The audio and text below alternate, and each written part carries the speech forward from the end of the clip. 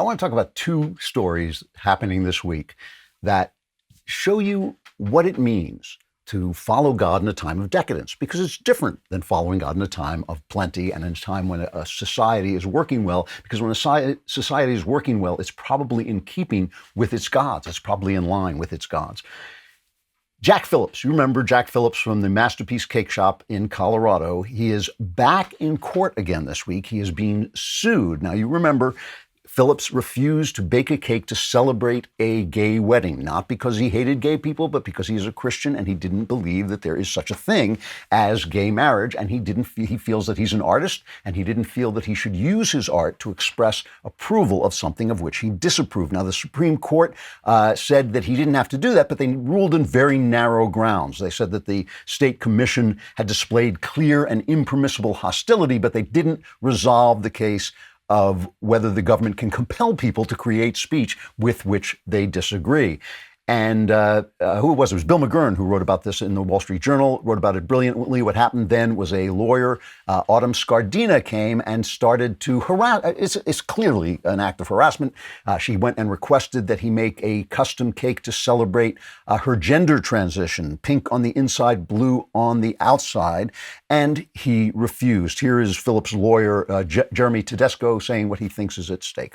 The goal is to silence Jack, to banish him from public life, to financially ruin him, and to send a message of intimidation to people who share Jack's beliefs, that they have no place in public life, have no right to earn a livelihood, and follow the religious convictions simultaneously. Now, just in case you don't get the point, right, after Masterpiece and Phillips refused to make this cake, this gender transition cake, Scardina called to ask for another one, which featured Satan smoking a joint. She didn't want to be subtle, or he didn't. I don't even know if he's a he or she. Didn't want to be subtle about it. Wanted Satan smoking a joint. When asked why she ordered the Satan cake, this is reading from Bill McGurn's article, when asked why she ordered the Satan cake, she said she wanted to believe Mr. Phillips was a good person and hoped to persuade him to see the errors of his thinking. In other words, if you don't show the errors of your thinking and agree with me, I will destroy you. Now, the important thing to realize is we all support, I think, Jack Phillips in doing what he's doing. In fact, I just am so distressed myself that the reasonable request that gay people be treated with kindness instead of ostracized from society has transformed into what I call homofascism, where these people think, these activists, because it's not gay people, it's activists, think that they can hunt this guy down and make him agree, make him celebrate them. It's not enough that he says, I love you, I will sell you a cake.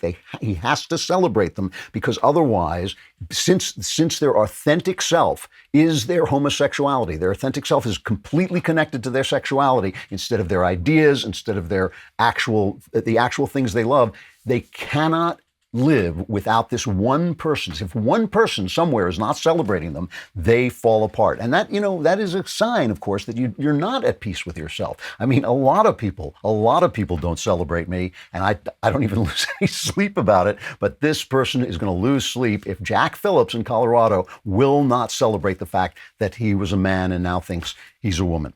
Here is Phillips talking about this. And the thing I just want you to pay attention to is he's hurt.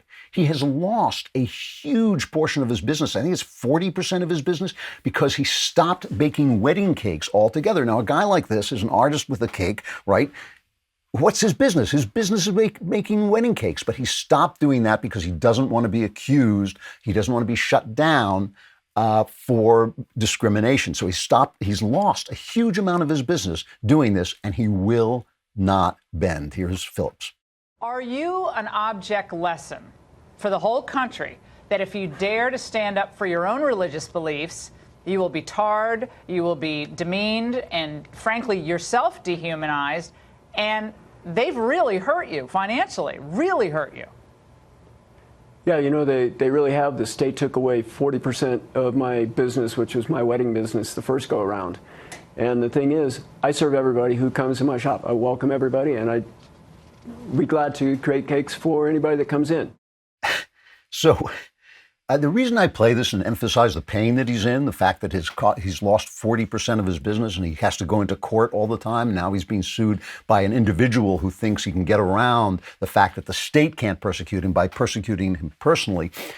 The reason I emphasize this is because of all the people who write to me saying, how can I without? How can I get good, stand up to my leftist college professor without losing my grades? How can I stand up to my critical race theory HR person without losing my job? How can I? And the answer is you can't. In a time of decadence, when you stand up for the things that you believe, you will be crushed. In a time of bounty, in a time when things are running well, people understand especially in a free country, we understand the multiplicity of ideas that actually make us go forward, that help individuals to thrive, because we identify an individual with his ideas, not with his crotch. We identify a person as the person in relationship to his God, his self in relation to God, instead of the person who the person is sleeping with.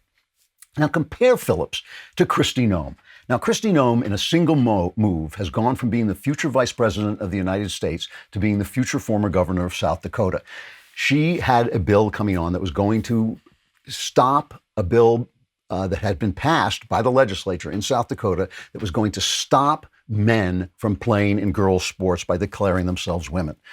And she was threatened by the NCAA, who said they were going to pull their tournaments away. She possibly was threatened by Amazon, who was going to build a building in Sioux City, whatever the city is in South Dakota, and was threatening that.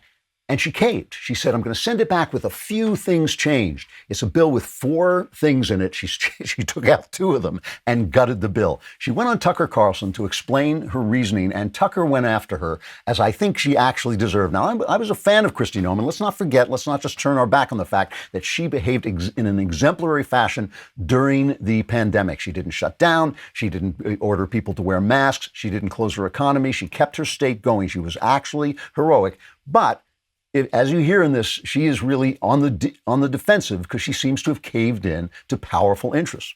We've had to fight hard to get any tournaments to come to South Dakota. When they took punitive action against us, we would have to litigate. And legal scholars that I have been consulting with for many, many months say that I would very likely lose those litigation efforts. And I don't think that so you're saying, so hold on, just to be clear, it's not the bill. You're saying that many times over and over again.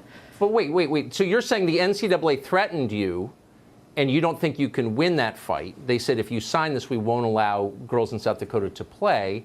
And you don't think you can win in court, even though the public overwhelmingly supports you nationally. And so you're caving to the NCAA. I think that's what you're saying.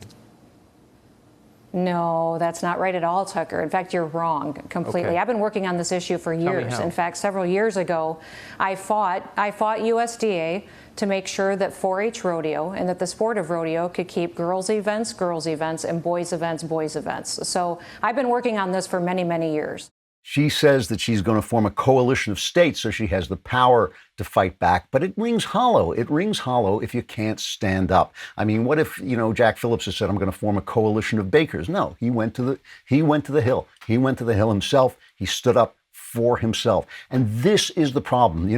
The people who are persecuting us, they're persecuting the believers. And I know that not everybody is a Christian. I know that not everybody even believes in God, but they actually believe in the things that the things that God means, the meaning of life, the meaning of our bodies, the meaning of not being, of not thinking all of your desires are the right thing. The people who agree with that, who are the conservatives, understand that you are going to have to pay a price at this point. And if our politicians won't pay the price, if they're asking just individuals like cake bakers to pay the price, we're in serious trouble. Glenn Reynolds, a friend of mine, he runs this great blog, Instapundit. He went on TV and he wrote an article about the fact that these people are in the minority. The people fighting against Christianity, if people fighting against America are in the minority, but they're bullies and people are caving in. And here's what he says, cut 6. The woke is, as you said, a tiny minority. It's maybe 3 or 4% at most of the population. Everybody hates woke culture. The polls show a vast majority of Americans hate it, a vast majority of blacks hate it, all minorities, liberal comedians hate it, even Barack Obama's spoken out about it, and they still get their way so often because they're just bullies. and they bully people, and they threaten them, and they go after them, and people just want them all to go away, and so they give in, especially the people who run a lot of our institutions, who tend to not have much in the way of a spine. They tend to not have much in the way of a spine, and that's right. And the only reason I'm saying this is I'm just trying to situate you in your situation, in your time.